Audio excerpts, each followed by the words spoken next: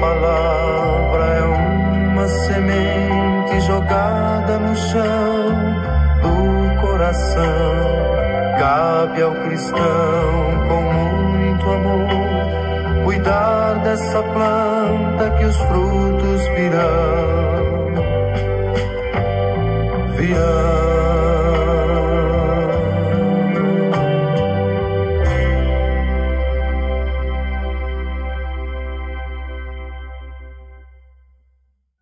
Um dia depois de ter batizado Jesus, João Batista estava lá outra vez com 2 de seus discípulos. E avistando Jesus que ia passando, disse: Eis o Cordeiro de Deus! Eis o Cordeiro de Deus!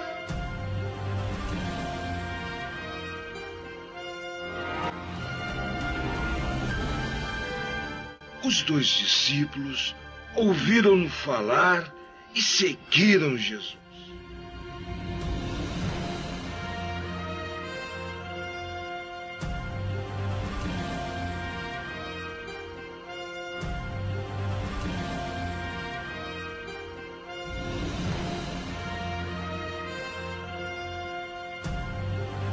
Jesus então lhes perguntou: O que vocês procuram? Mestre, onde moras? Venha ver. Então, eles foram com Jesus onde ele morava e ficaram com ele aquele dia. Era por volta de 4 horas da tarde. Pedro! Pedro! Pedro! Encontramos o Messias! Encontramos o Cristo! Encontramos Pedro!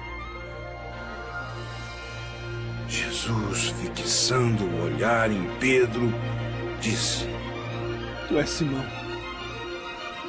filho de João. De hoje em diante, será chamado Cefas,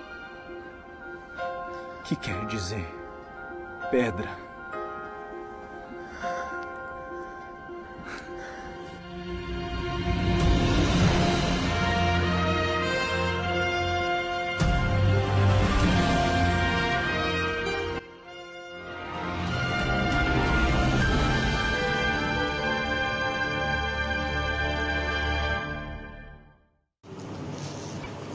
Nós encerramos hoje com a festa do batismo do Senhor, nós encerramos o tempo do Natal e começamos o tempo comum. Portanto, já amanhã nós estamos dentro da primeira semana do tempo comum. Hoje, na verdade, seria o primeiro dia do tempo comum. Mas por conta de que a Epifania do Senhor, que deveria acontecer no dia 6, foi colocada no domingo, como sempre acontece no Brasil, com festas, com solenidades que, vamos dizer, que não tem uma grande relevância no calendário, vamos dizer, social, no calendário civil.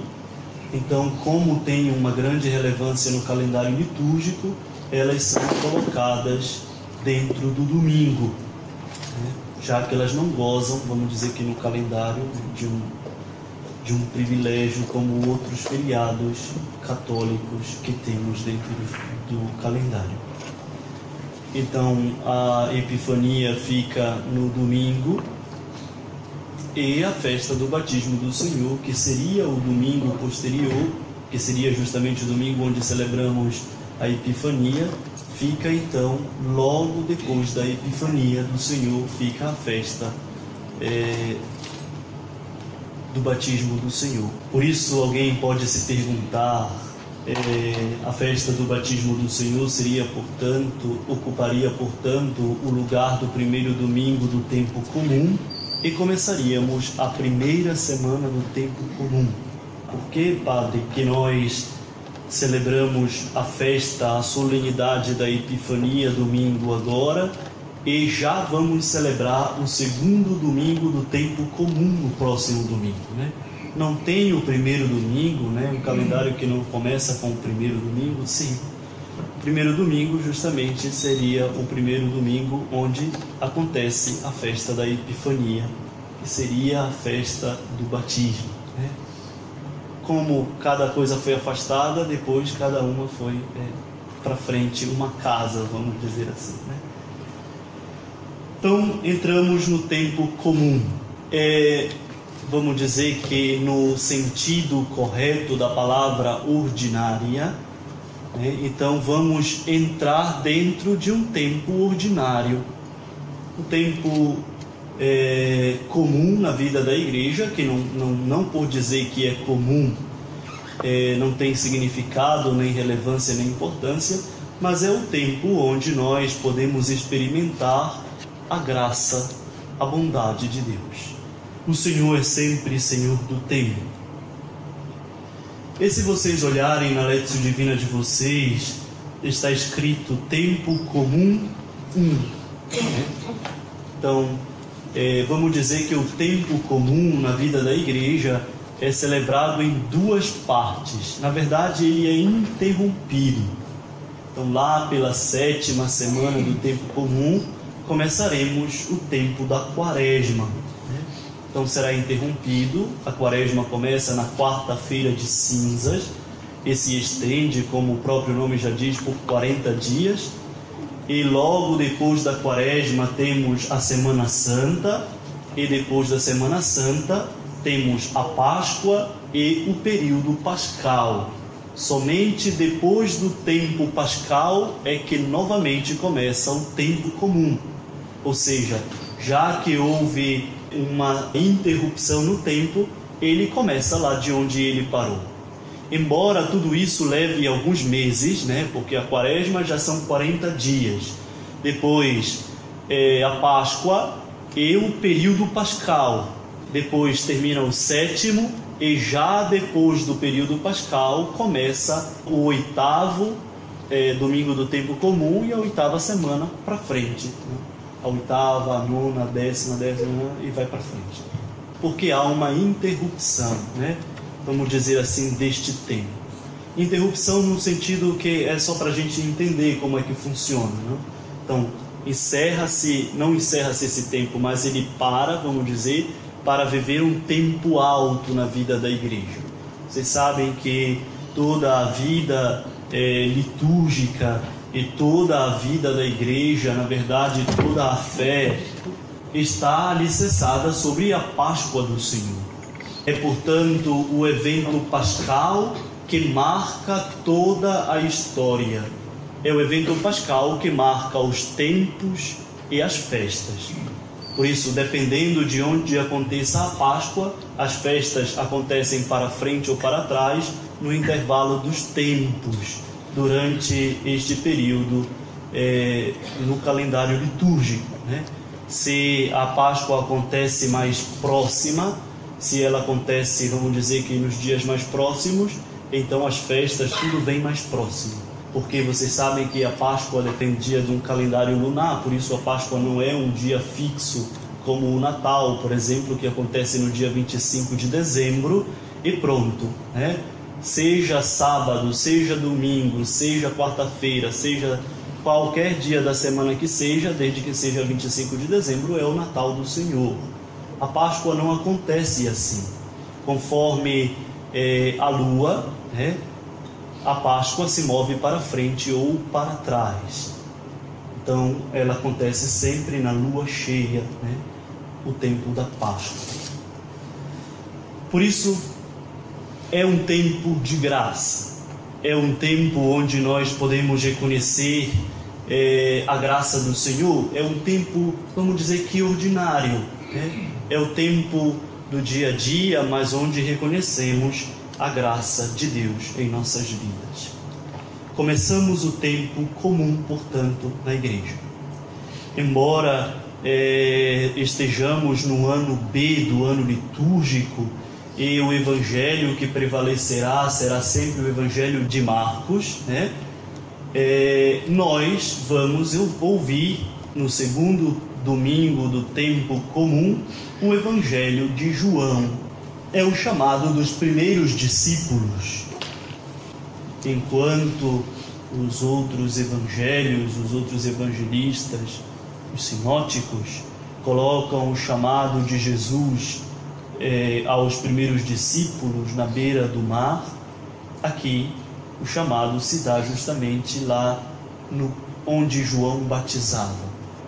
E os 2 primeiros discípulos de Jesus, segundo o evangelista, eram discípulos de João Batista. Então, 2 dos discípulos do Batista estavam lá e ouviram João dizer: eis o Cordeiro de Deus, e o seguiram. Cada um deve encontrar-se entre os primeiros discípulos do Senhor. Afinal, não só estes 2 foram chamados, mas ao longo dos tempos, dos anos, o Senhor continua chamando discípulos. Por isso, cada um de nós deve se colocar no lugar destes 2 discípulos, André e Simão. Cada um se coloque, cada um veja Jesus chamando a você para ser discípulo. Coloquemo-nos na esteira dos discípulos que o Senhor chama ao longo dos tempos para fazer a experiência com Ele. Falando a respeito do batismo de Jesus, tem uma homilia de um sermão de São Gregório de Nazianzo que celebramos no dia 3 agora, no mês de janeiro, que fala sobre o batismo de Cristo, o título da sua homilia. Cristo é iluminado no batismo, recebemos com Ele a luz. Cristo é batizado, desçamos com Ele as águas para com Ele subirmos. João Batista e Jesus se aproximam, talvez para santificar igualmente aquele que o batiza e, sem dúvida, para sepultar nas águas o velho Adão. Antes de nós e por nossa causa, Ele, que é Espírito e carne, santificou as águas do Jordão, para assim nos iniciar nos sacramentos, mediante o Espírito e a água. João reluta, Jesus insiste: eu é que devo ser batizado por ti. Diz a lâmpada ao sol, a voz à palavra, o amigo ao esposo. Diz o maior entre todos os nascidos de mulher ao primogênito de toda criatura. Aquele que estremecera de alegria no seio materno, ao que fora adorado no seio de sua mãe. O que era e seria precursor ao que já tinha vindo e de novo há de vir. Eu é que devo ser batizado por ti. Podia ainda acrescentar: e por causa de ti, pois sabia que ia receber o batismo de sangue, ou que, como Pedro, não lhe seriam apenas lavados os pés. Jesus sai das águas, elevando consigo o mundo que estava submerso, e vê abrirem-se os céus de par em par, que Adão tinha fechado para si e sua posteridade. Assim como o paraíso lhe fora fechado por uma espada de fogo, o Espírito, acorrendo àquele que lhe é igual, dá testemunho da sua divindade.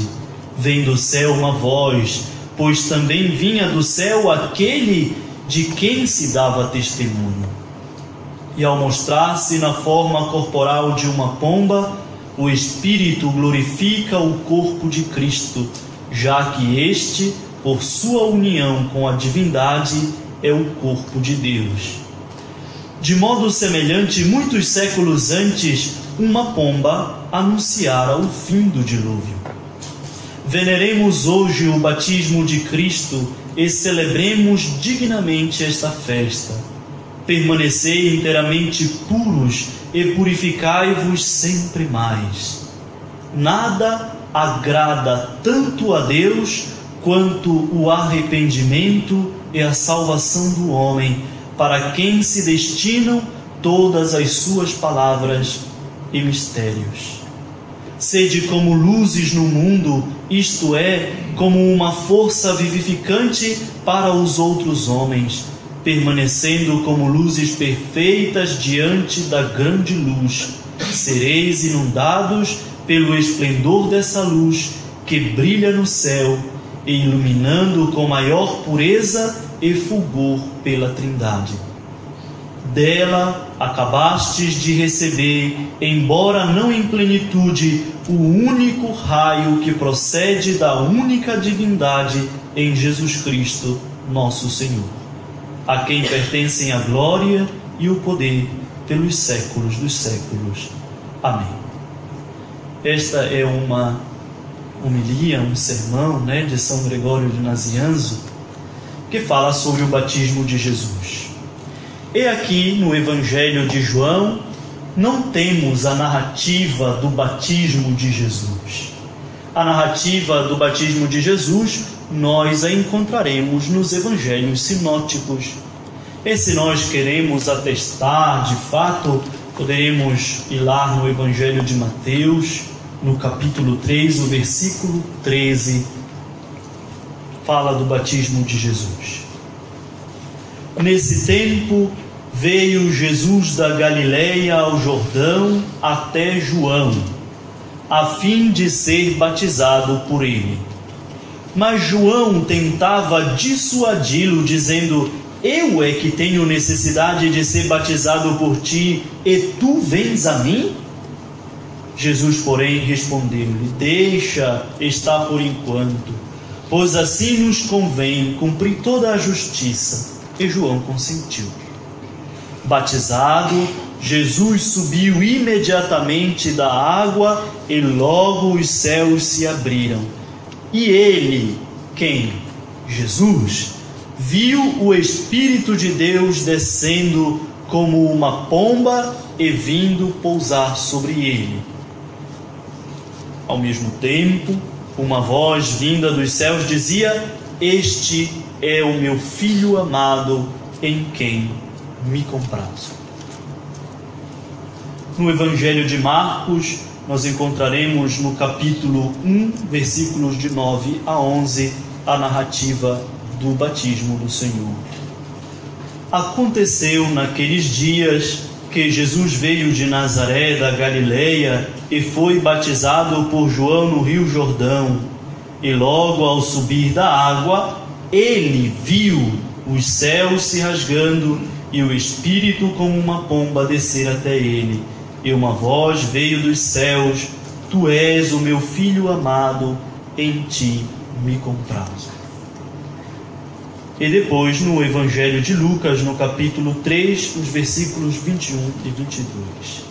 Ora, tendo todo o povo recebido o batismo, e no momento em que Jesus, também batizado, achava-se em oração, o céu se abriu, e o Espírito Santo desceu sobre ele em forma corporal como pomba, e do céu veio uma voz: tu és o meu Filho, eu hoje te gerei. Vamos pegar o nosso texto e na narrativa que nós lemos desde o começo do testemunho de João Batista, no versículo 19, não encontramos a narrativa do batismo de Jesus. No entanto, aquilo que nos evangelhos sinóticos, Mateus, Marcos e Lucas, se narra, estes, vamos dizer que estes mesmos pontos encontram-se aqui no Evangelho de João. Não fala da narrativa, só diz que foi enviado da parte, fizeram um questionamento e tudo. A esta altura Jesus já havia sido batizado, porque depois do questionamento, no dia seguinte, ele vê Jesus aproximar-se dele e diz: eis o Cordeiro de Deus que tira o pecado do mundo. E tem dois elementos que nos fazem remontar, olhar para os evangelhos sinóticos e ver as suas presenças lá, estes dois elementos. O primeiro elemento é que Jesus vê o céu se abrindo. E depois, a voz. Não sei se vocês lembram, mas nas 3 narrativas que nós ouvimos do batismo do Senhor, falava, ele viu o céu, estando em oração, o céu se abriu, e sobre ele, viu descer sobre ele uma pomba, como forma corporal. Aqui não tem. A voz não vem do céu. A voz vem do Batista. Veja, lá no texto que nós lemos, no versículo 31, o Batista diz: eu não o conhecia, mas para que ele fosse manifestado a Israel, vim batizar com água. E João deu o testemunho dizendo: vi, eu vi. Os outros é o próprio Jesus quem vê. Ele viu o Espírito descendo, ele vê. Não, quem vê aqui é João. É o testemunho de João. E João deu o testemunho dizendo: vi, eu vi.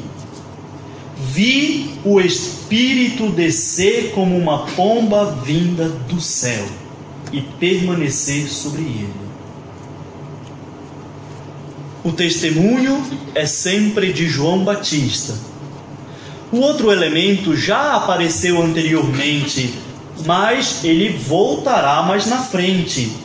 João, ao ver Jesus, no versículo 36, ao ver Jesus que passava, disse: eis o Cordeiro de Deus. É a voz que testemunha. Enquanto nos evangelhos sinóticos é Jesus quem vê o Espírito descer, aqui no evangelho de João, que não é o mesmo João Batista, tá? Para a gente não confundir, tá? É tanto João na nossa vida que a gente vai já fazer uma salada de João, Não, João Batista é um, João, o evangelista, é outro, quem está narrando o evangelho.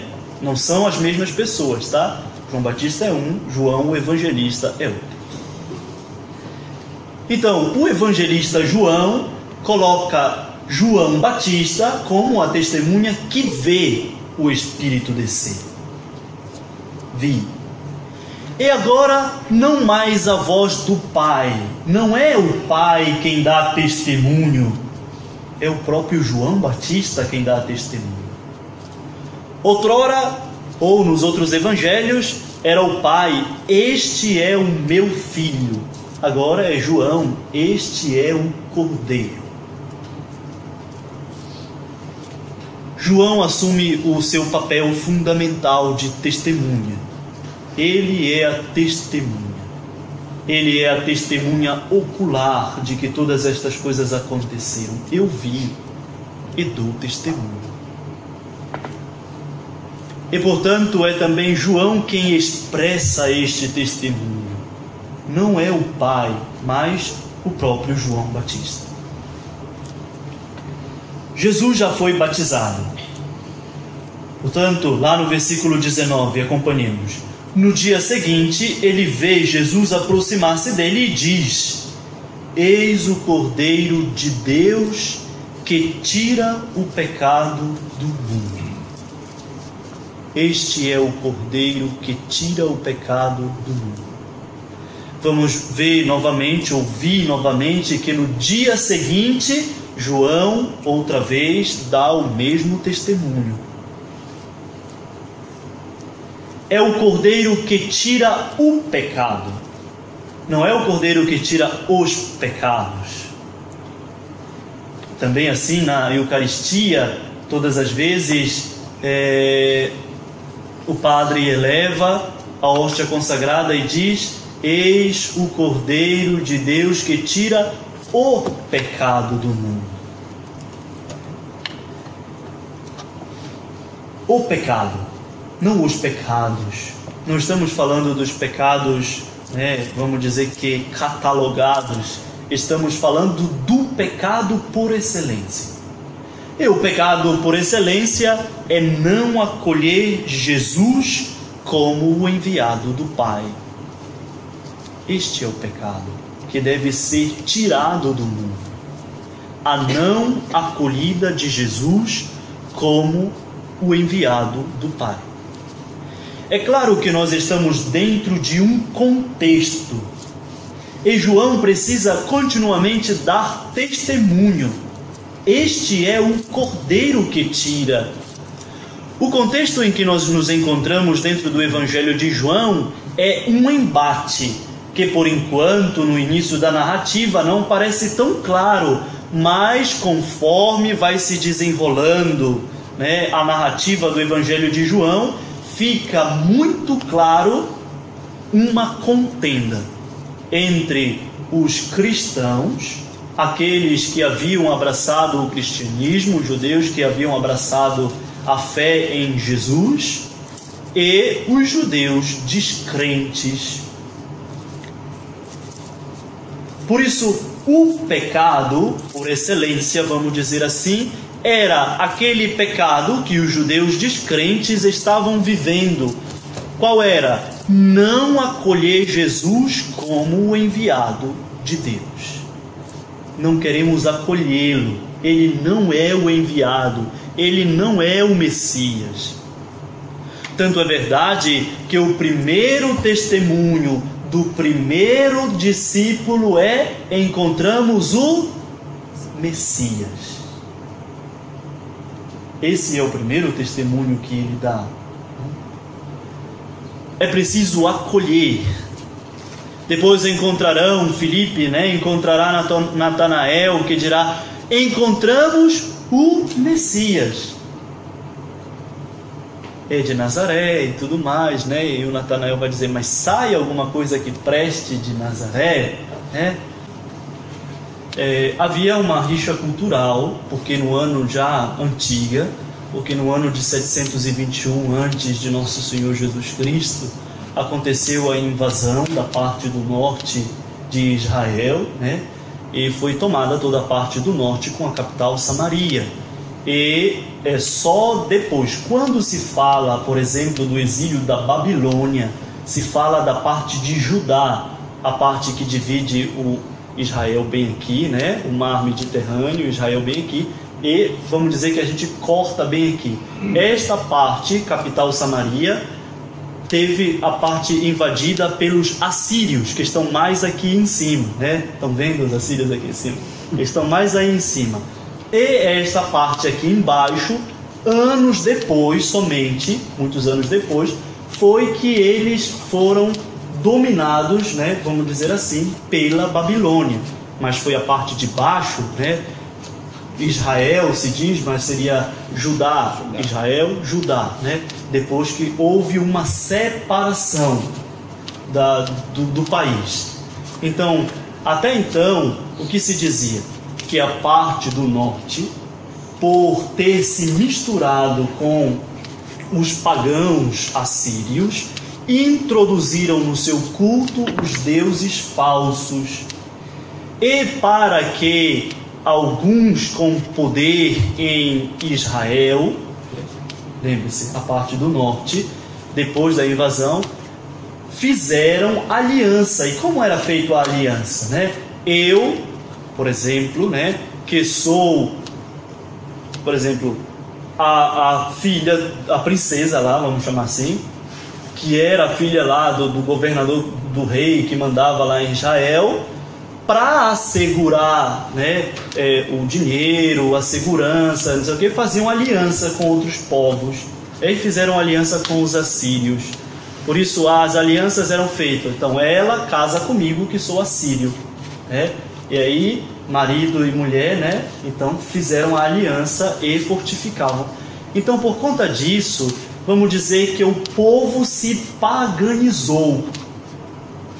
É por isso que Natanael diz que não vem nada que preste de Nazaré. Porque Nazaré está lá em cima, né? É uma cidade pequena. Também dizem, né, as narrativas históricas e tudo, que diz que Nazaré, a Galileia e toda essa... talvez porque era um antigo cemitério, não sei o que, era o lugar dos impuros, né? A cidade que ele nasceu em cima do... Mas muito por esta razão, né? De que esta parte toda, que tinha por capital Samaria, ela, vamos dizer que virou pagã. E para o povo de Israel aqui embaixo, eles criaram, né? Samaria era a capital, tanto é verdade que nosso Senhor vai encontrar a samaritana e ela vai dizer: como é que tu, sendo judeu, pede de beber a mim que sou samaritana? Isso é impossível, né? Você não pode fazer uma coisa dessa, né?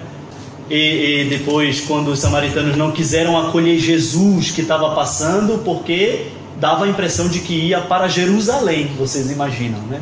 Porque sabiam que Jesus ia para Jerusalém, ficaram com raiva, não quiseram acolher Jesus, não, né? Aí os 2 discípulos: quer que a gente mande descer fogo? Não, calma lá, peraí, não é assim, né? Então, por conta disso, né? Por conta dessa situação, o povo odiava, né? Não queria nem saber. Não o conhecia, eu dou testemunho, né? E no final do texto que nós lemos diz: e eu vi e dou testemunho de que ele é o eleito de Deus. Agora chegamos no nosso texto. No dia seguinte, João se achava lá de novo, com 2 de seus discípulos. Ao ver Jesus que passava, disse: eis o Cordeiro de Deus. Novamente, João dá testemunho. Este é o Cordeiro. Eis como é Jesus, um Cordeiro. E como é que um Cordeiro carrega o pecado do mundo? Como é que um Cordeiro carrega o peso da desgraça da humanidade? É assim. Jesus é assim. O Messias é assim. O Messias é um Cordeiro. É o primeiro testemunho. Se nós queremos conhecer Jesus, já sabemos que é um Cordeiro. É manso.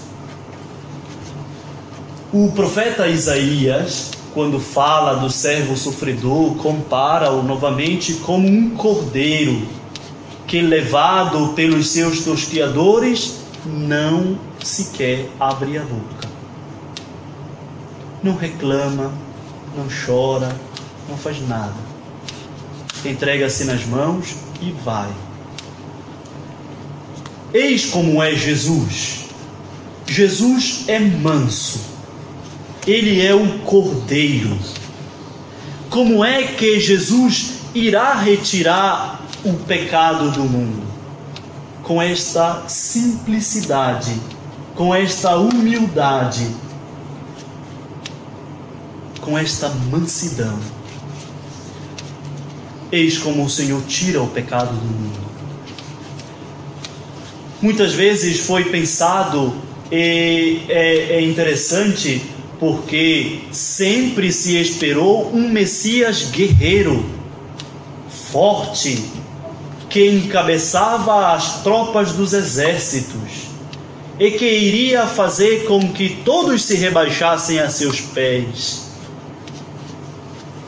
Contrário, João Batista, que dá testemunho, diz: é um cordeiro, é manso, é simples, é humilde. Ele não vence pela força. Parece até fraco, parece até frágil. Ele não vence porque consegue dominar. Ele vence porque se entrega.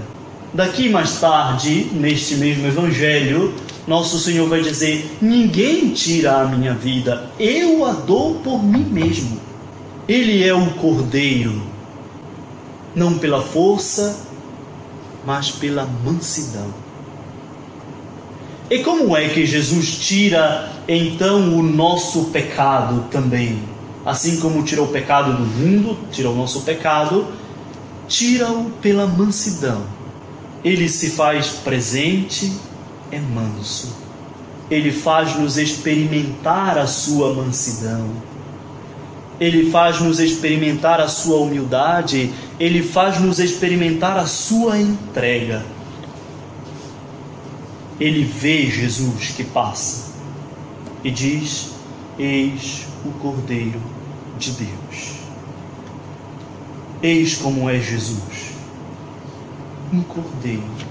Os 2 discípulos ouviram-no falar e seguiram Jesus. Veja, aqui nós estamos falando do discipulado. É o momento dos primeiros discípulos. Veja, os 2 discípulos não são chamados. Jesus não passa, como passou nos evangelhos sinóticos, e chama e diz, esses primeiros, depois chamará, Filipe e tudo, mas pelo menos esses aqui, Jesus não passa e diz: bora, me segue. E tampouco João Batista disse: bora, é ele, vão atrás dele. Nada. Os 2 discípulos são conquistados pela palavra. É a força do testemunho de João Batista que os leva ao encontro com Jesus. Deste modo, nós devemos pensar, cada um de nós deve ser a força da palavra de Jesus ou a força do seu testemunho que nos leva ao seu encontro. Ou ainda, deve ser o nosso testemunho que leva tantos ao encontro de Jesus. Será que esta palavra, ou a palavra que nós, vamos dizer, acolhemos, que nós anunciamos, será que é uma palavra fecunda ou é uma palavra estéril? É uma palavra incapaz de gerar frutos? Discípulos, lembremos-nos, já nos ensinava São Paulo dizendo que a fé vem pela escuta. A fé nasce da escuta. Por isso eles ouviram-no falar e seguiram Jesus. Se tornam discípulos porque acolhem. Diferente daqueles que não acolheram o testemunho de João Batista e, portanto, não acolheram Jesus como o enviado do Pai, estes, pelo contrário, atestam como devem ser os discípulos do Senhor. São aqueles que ouvem o testemunho e acolhem a Jesus como o enviado. Não há um chamado e não há um empurrão, vamos dizer assim, de João Batista. Nada. Um testemunho.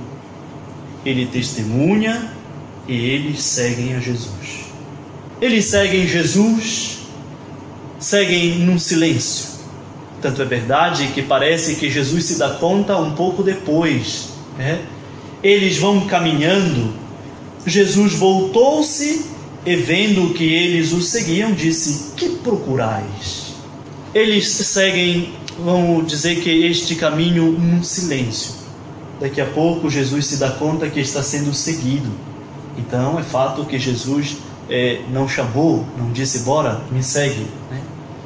Mas o testemunho do Batista então começa com os primeiros discípulos.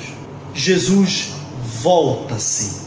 Jesus não é só voltar-se no sentido de olhou para trás.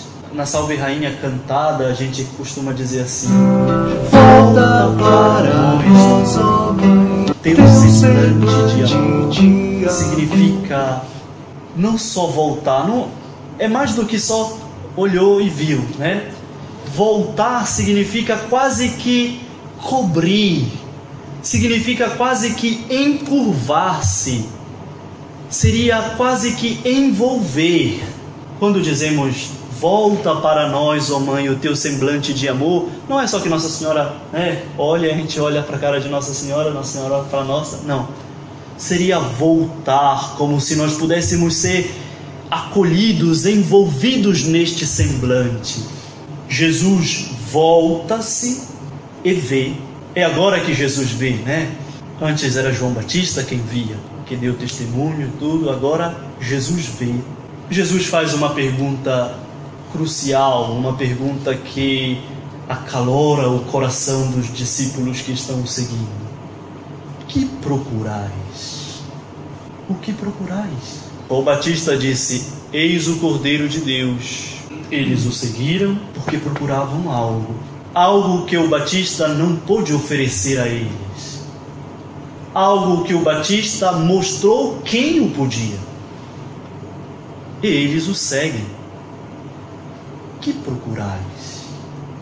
É uma pergunta que cada um de nós deve se fazer. O que procuramos? Disseram-lhe: Rabi, que traduzido significa mestre, onde moras? Já havia falado outras vezes em umas homilias, dizendo: este trecho se assemelha ao trecho da ressurreição, onde Maria, lembra de Maria? Está chorando aos pés do túmulo, vazio. Jesus, ressuscitado, pergunta: que procuras? Ela, chorando, sem perceber que era Jesus, disse, pensando que fosse o jardineiro, né, diz o evangelista, pensando que fosse o jardineiro, disse: se foste tu que o levaste, dize-me onde tu o pusestes, que eu irei buscá-lo. Já não posso viver, a vida me foi tirada. Maria encontrou em Jesus, assim como todos os discípulos, ela encontra em Jesus o significado da sua vida. Ela entende. Quando este Jesus morre, talvez não tenha ninguém que tenha ficado mais desesperado do que ela. Talvez não tenha ninguém que, para te ver, não, que ela está lá nos pés do túmulo chorando, e ia visitar o corpo de Jesus. Estava chorando. Tinha perdido o sentido da sua vida. A vida, ela tinha entendido que a sua vida era Jesus. A vida tinha sido tirada. Aqui eles procuram também a vida. Que procuras? Disseram: Rabi. E Jesus diz para Maria: que procuras? Ela diz: se foste tu que tiraste, dize-me onde foi que tu colocastes, que eu vou buscá-lo. Então Jesus olha para ela e diz: Maria. E ela vira para ele e diz: Rabi. Veja a construção, não? É claro que lá diz Rabuni, é a mesma coisa, né? Rabi, Rabuni. Mestre. Mestre, onde moras? É a pergunta dos discípulos. A morada é o íntimo. A morada é onde está Deus. Quando se fala da morada de Deus, da morada celeste, é o lugar onde está Deus. É o lugar onde encontramos o Senhor, é a morada. Onde moras? Queremos conhecer-te. Queremos entrar na tua vida. Queremos fazer parte dela. Assim como Maria fazia parte e se sentia feliz por fazer parte desta vida de Jesus. Ele disse: vinde e vede. É preciso experimentar. Estes discípulos devem experimentar a vida nova. Eles devem experimentar a vida que é o próprio Jesus. Não se pode saber onde ele mora ou quem ele é se você não o experimenta. Se você não experimenta a vida com ele, não se pode saber quem ele é. Então eles foram, experimentaram, entraram na morada. E não só experimentaram, gostaram, ficaram felizes, e aí eles permaneceram com ele naquele dia. Uma experiência marcante. Uma experiência tão marcante que, diz o evangelista, era a hora 10ª aproximadamente. A hora 10ª é às 16 horas, não? 4 horas da tarde. Por isso, fica tão marcada na experiência daqueles discípulos aquela experiência de ter encontrado Jesus, que eles não esquecem nem a hora em que encontraram Jesus. E não só isso, ter experimentado Jesus, a vida com Ele, faz deles missionários. Este André, que experimentou a vida, corre até o seu irmão e diz: encontramos o Messias. Então ele conduz Simão, seu irmão, até Jesus, e Jesus fita-o. Jesus como que penetra o ser de Simão com o seu olhar. E acontece uma mudança, deve acontecer uma mudança. Se tu és Simão, filho de João, chamar-te-ás Cefas, que quer dizer pedra. Mudar o nome significa mudar a pessoa. Você não pode ter duas identidades, né? Você não pode chamar-se Gleice, né, numa identidade, e depois na carteira do CRM, né? CRM, chamar-se Cláudia, né? Isso constitui falsidade teológica, né? Isso é crime. Você não é duas pessoas. O que quer dizer quando Jesus muda o nome de Cefas? Quer dizer que ao penetrar-lhe com os olhos, é como se Jesus entrasse na vida de Pedro e transformasse por completo, a ponto de transformar até o nome. É como se ele fosse uma nova pessoa. É uma pessoa nova. Todos nós, pelo batismo, recebemos um nome novo, né? Vocês sabem disso? Recebemos um nome novo, que é o nosso nome, né? Que Deus nos chama pelo nome. Mas pelo batismo recebemos este nome novo. Por isso, meus irmãos, olhando para o testemunho de João, olhamos para o testemunho de André, depois para o testemunho de Filipe. Veja que o encontro com Jesus faz-nos sempre discípulos missionários. Aquele encontro de André com Jesus levou até o seu irmão e fez com que André conduzisse seu irmão até Jesus. Aquele encontro de Filipe com Jesus leva-o até Natanael e faz Filipe levar Natanael até Jesus. A pergunta é: o nosso encontro com Jesus leva-nos a quem? E nós levamos até Jesus? Pelo batismo, discípulos missionários. É interessante porque, vamos dizer que é a partir do batismo de Jesus que nascem os primeiros discípulos. E é pelo nosso batismo que nascemos como discípulos, que não guardam para si a vida, mas que levam até os outros e trazem os outros até Jesus. Esta é a dinâmica do discipulado, do missionário. Louvado seja nosso Senhor Jesus Cristo. Para sempre seja louvado.